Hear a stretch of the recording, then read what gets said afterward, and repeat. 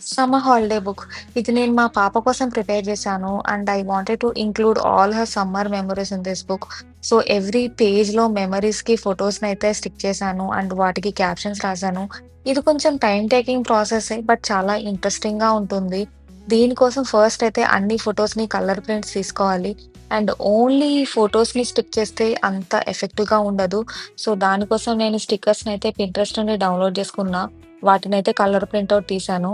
And వీటిని cut చేయడం అనేది కొంచెం టైమ్ టేకింగ్ ప్రాసెస్. బట్ మా హస్బెండ్ అయితే చాలా హెల్ప్ చేశారు.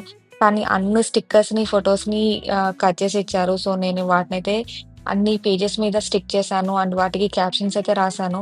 సో, ఒకరోజైతే మాకు ఆల్మోస్ట్ 11:40 అయింది.